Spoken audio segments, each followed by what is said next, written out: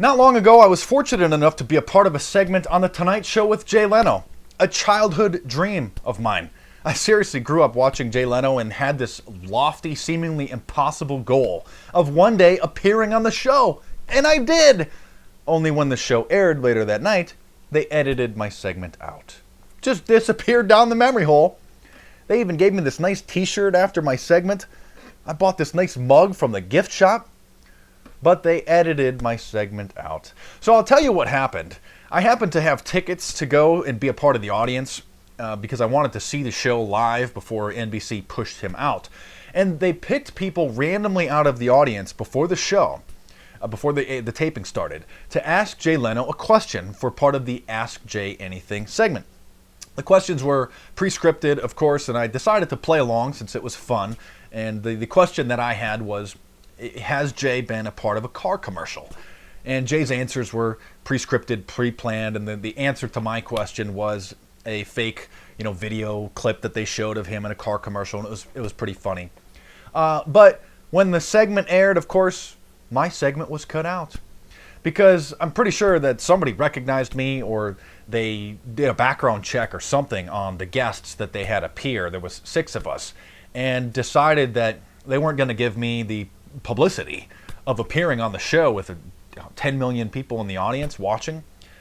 Hey, we've got Mark Dice from San Diego. Mark's got a question for Jay. I couldn't believe it. It was an impossible dream that just, with my petition videos and such, if I was a little more mainstream, maybe I would have been invited on some of these mainstream shows. I mean, I've been invited on the Sean Hannity Show, Good Morning America, the Geraldo Show, and all of them cancel after they do a little bit deeper digging into who I am, because they just can't be giving me a national platform.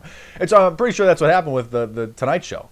And what makes it particularly sad is that before the show started taping, Jay comes out, he greets the audience, and he says that this is a live-to-tape show.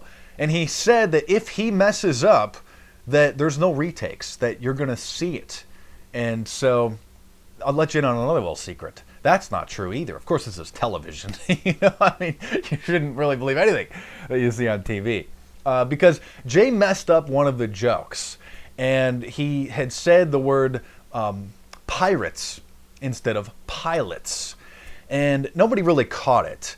But after the show was done, before they let the audience leave, they had Jay Leno do a voiceover and redo the joke like 4 different times. Not the video of the joke, they just had him do the audio, and they dubbed the audio in. And later that night, when I watched the show, you could clearly see, nobody would notice it unless you knew exactly what joke to look for, because it was just so quick. Pirates, pilots, you couldn't really tell unless you knew what to be looking for. So they had him redo the joke, or the punchline at least, 3 or 4 different times with different tones of voice, so that the audio would match the original audio for the joke. Pretty sad. Pretty sad. I don't hold it against Jay Leno.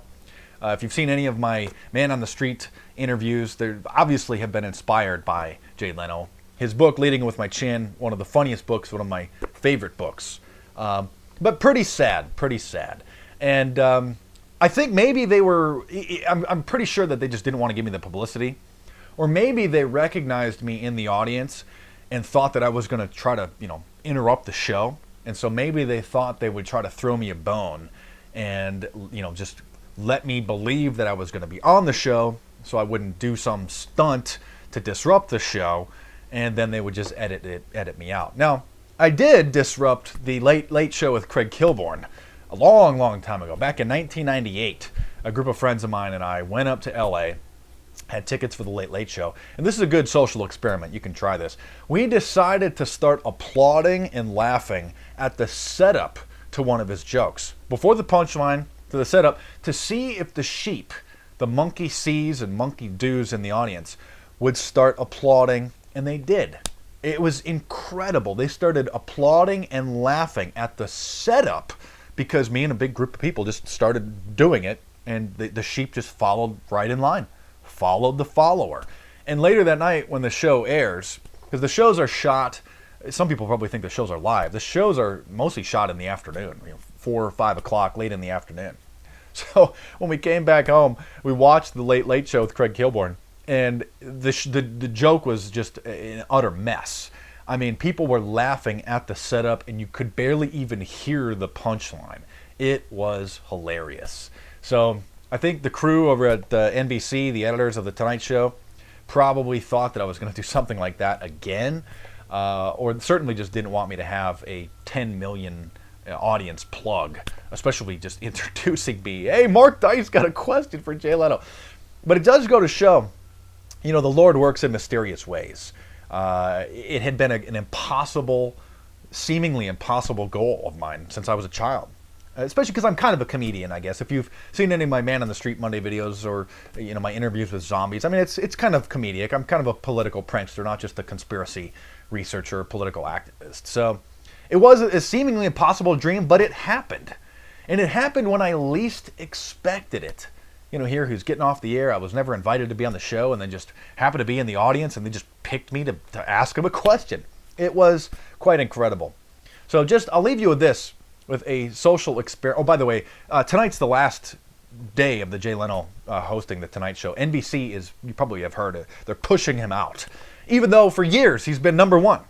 Number one. And it doesn't make any sense on the surface because they're pushing him out when you're number one. Why would you want to do that? But there's so much back room, behind the scenes, political, corporate, business crap that you wouldn't even believe that goes on with television shows.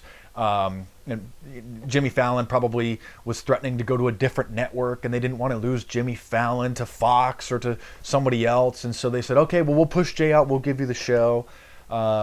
Pretty sad. But as far as the ruining the joke of Craig Kilborn on the Late Late Show with applauding and laughing at the setup, try this as a social experiment. Next time you're at a movie in the theater on like an opening weekend when the theater's really, really packed, as soon as some of the old theaters still have curtains that will open, or as soon as the movie starts, start applauding. And you have to do this kind of with a group of people so that there's 3, 4, 5 people that start applauding, and watch the sheep in the audience will follow suit. Or you could easily do it at the end.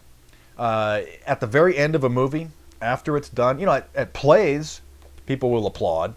But how often does the audience actually applaud at the end of the movie? Hardly ever, unless somebody like me is in the audience and starts it.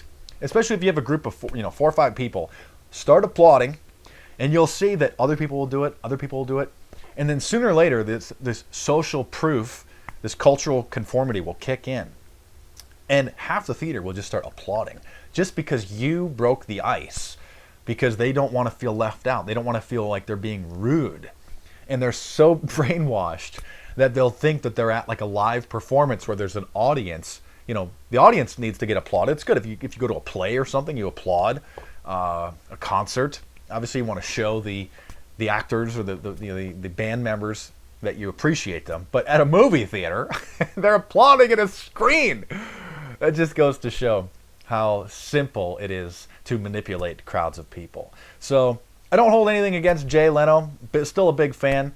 But just goes to show how slick some of these television producers are, and the gatekeeping mechanisms that have been in place to try to prevent me from appearing on major shows. So thanks for watching. If you're new, subscribe to my channel. Check out some of the previous videos. There are playlists on youtube.com/Mark Dice where you can go and see my Jay Leno inspired interviews, or the crazy petitions, or the fun with gold coins, or some of the Illuminati conspiracy things, which is probably what I'm best known for. But check them out.